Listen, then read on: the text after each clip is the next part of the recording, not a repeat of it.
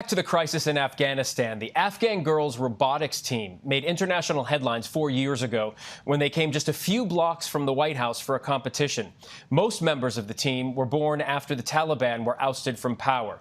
We are thrilled to report tonight 10 members of that team are in Qatar at this hour. We are joined now by the team's founder, Roya Mahbub, and Kim Motley, an American attorney who has been assisting the team. Thank you both so much for taking the time to join us tonight. Roya, let's begin with you. We all want to know, how are these 10 girls doing right now? They are safe. They are happy. Right now they are in Qatar, and they are preparing for their further education, as well getting prepared for the competition. That is good to hear. Kim, you've worked as a lawyer in Afghanistan and in the United States. Explain to us what Afghans are now facing, not just the team trying to get out. Well, I mean, Afghans are facing a lot of uncertainty. A lot of people are extraordinarily scared, particularly women and girls.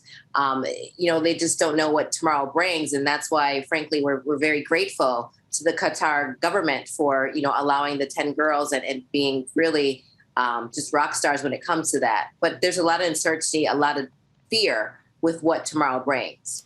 And Kim, there are about 50 more girls studying at the robotics school. Do you anticipate more will be able to leave Afghanistan at some point? Well, I think in terms of going forward, it's about trying to figure out how to best protect the girls moving forward.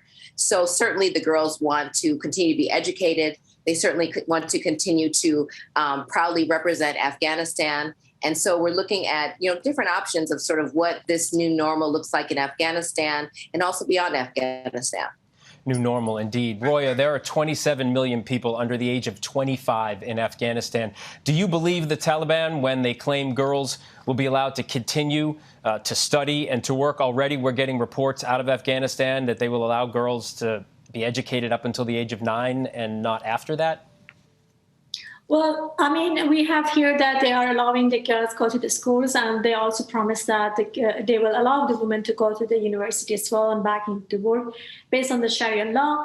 I mean, everything is so just very fast changing, and we are trying to see what will be happen. Let's see if they are doing the promise that they are giving. But I think that 27 million young generation are deserve a better future, and we should not give up on them. They deserve to pursue the life they are looking for, and especially young women in Afghanistan that right now they achieve so many things after 20 years. We have so many of these young women that they are in politicians, they are a doctor, engineers, businesswomen, and they are artists. So they deserve to pursue the life they are looking for. And I hope that now is a time for us to get united, and after this change that has happened, that making sure that Taliban be accountable on the promises that they gave, and hopefully that we have a peaceful society. Yeah, well, I think you're not alone. Certainly the world is watching and waiting to see if the Taliban will keep their promise. Kim, you've been helping resettle people from conflict zones for years now. What's the future look like for the girls who do get to leave? Well, I think what's really important, what needs to happen right now is true diplomacy. I mean, right now, the world leaders need to insist that there be some type of quick summit that can be gotten together within a couple of days with the leaders of this new Afghan government, as well as the Afghan women leaders. And this summit should be held in Doha with the backing of the international community. There needs to be real negotiations. The Afghan women leaders are ready to negotiate what women's rights should look like, what human rights should look like. And frankly, Afghan women are not one-dimensional. They are an economic powerhouse. So if this new government in Afghanistan just basically chooses to not have Afghan women go to school or to continue to work, then it will crush this economy. And the fact of the matter remains that whether there's military troops in Afghanistan or not, the world is going to still be dealing with Afghanistan.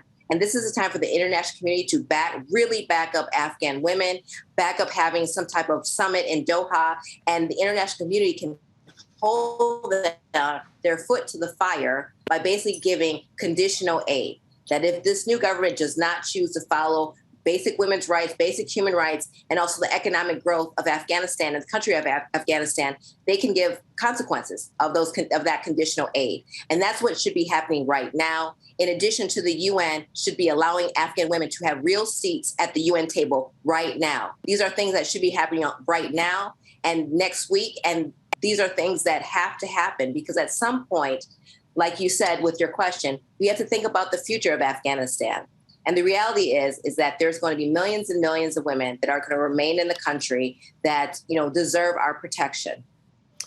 And finally, Roya, just quickly, what do the girls who were able to make it out and get to Qatar want to do next? So the idea, first of all, thank you to Qatar that providing this transportation and help the girls to get to the Doha safely. What we are trying to do is that I think that the girls right now are trying to get preparation for the competition for First Global. Because of the conflict and the war, they paused and they couldn't continue. And now we are hope that they will be able to complete the competitions, and hopefully they go to the schools that they are dreaming of that, and they can pursue the field that they are like. And hopefully one day they come back to the country and be part of the rebuilding again Afghanistan. Well, wishing and hoping the best for the remaining members of the team and everyone in Afghanistan tonight. Kim Motley, Roya Mahbub, thanks so much for being with us. Thank you. Thank you. Hi, everyone. George Stephanopoulos here. Thanks for checking out the ABC News YouTube channel. If you'd like to get more videos, show highlights, and watch live event coverage, click on the right over here to subscribe to our channel. And don't forget to download the ABC News app for breaking news alerts. Thanks for watching.